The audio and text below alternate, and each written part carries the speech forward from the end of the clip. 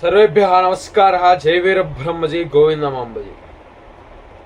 ముందుగా శ్రీమద్ విరాట్ పోతులూరు వీర బ్రహ్మేంద్ర స్వామి వారి పాదపద్మములకు నమస్కరించుకుంటూ, అలాగే శ్రీరామచంద్రమూర్తి వారి పాదపద్మములకు నమస్కరించుకుంటూ అందరికీ శ్రీరామనవమి శుభాకాంక్షలు. మరి ఈ శ్రీరామనవమి సందర్భంగా శ్రీరామనవమి మనం ఎందుకు జరుపుకుంటామో ఈరోజు మనం తెలుసుకుందాం. సీతాదేవి శ్రీరాముడు కళ్యాణం జరిగిన రోజు ఈ శ్రీరామనవమి. అంతేకాకుండా మనం ప్రతి సంవత్సరం ఈ మాసంలో నవమి తేదీన ఈ శ్రీరామనవమి మనం జరుపుకోవడం జరుగుతుంది. అందుకే దీనికి శ్రీరామనవమి అని పేరు. మరి రామాయణంలో ఈ శ్రీరామనవమి గురించి ఎన్నో కథలు ఉన్నాయి.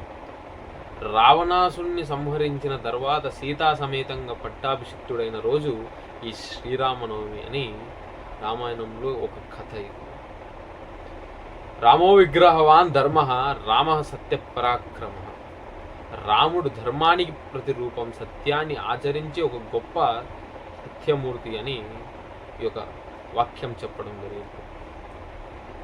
రాముడు రఘువంశంలో జన్మించిన ఒక గొప్ప యోధుడు, ధీరుడు. అటువంటి రామచంద్రమూర్తికి నమస్కరించుకుంటూ స్వస్తి.